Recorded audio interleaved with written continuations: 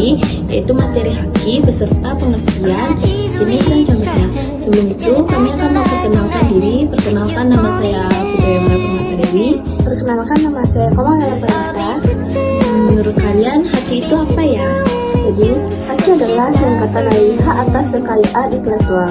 Berlakunya Undang-Undang Nomor 19 Tahun 2002. Haki memiliki dua jenis. Yang pertama ada hak cipta, yang kedua ada kekayaan industri. Lalu, hak kekayaan industri dibagi lagi menjadi 5 bagian. Yang pertama ada paten, merek, desain industri, rahasia dagang, desain tata letak sirkuit terpadu, dan yang terakhir ada praktek persaingan curang. Lalu hak cipta itu apa? Dan hak cipta adalah hak eksklusif bagi pencipta atau penerima hak untuk menggunakan atau memperbanyak ciptaannya. Memberikan izin untuk itu dengan tidak mengurangi pembatasan-pembatasan. Oh my god! Wow! Lalu, hak cipta juga melindungi ciptaan sebagai buah pikir atau karya manusia. Contohnya dalam bidang ilmu, seni, sastra, yang dilindungi bukan isinya, tetapi pada wujud serupa yang digandakan yang dapat dikomersialkan.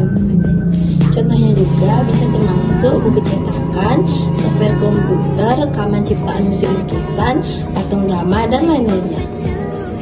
Dasar pemberian hak cipta pertama, menciptakan dan mengumumkan ke masyarakat seperti mempublikasikan, memamerkan, atau mengedarkan.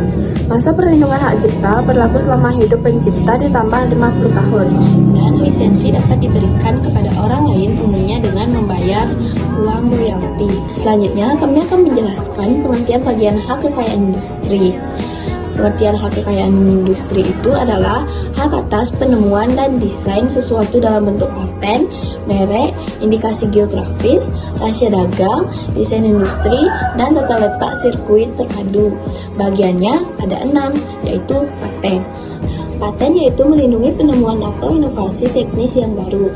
Contohnya, seorang ilmuwan yang menemukan metode baru untuk memproduksi energi terbarukan bisa mengajukan paten untuk melindungi penemuan tersebut. Yang kedua, yaitu merek dagang. Merek dagang yaitu melindungi simbol, nama, atau logo yang digunakan untuk membedakan barang atau jasa dari satu perusahaan dengan perusahaan lainnya.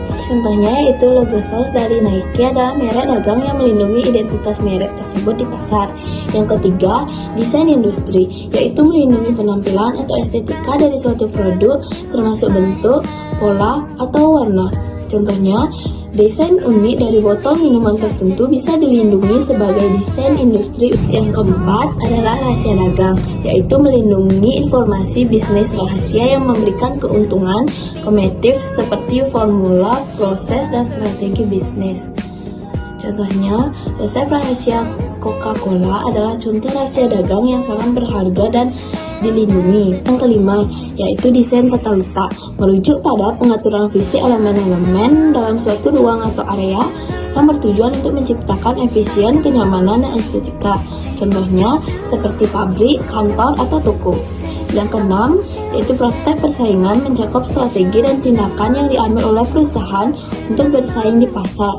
Praktek persaingan bertujuan untuk menenangkan pangsa pasar dan meningkatkan keuntungan dengan cara membedakan produk atau layanan dari pesaing. Contohnya seperti meliputi analisis pesaing, pengembangan produk, dan penentuan harga, pemasaran, dan distribusi.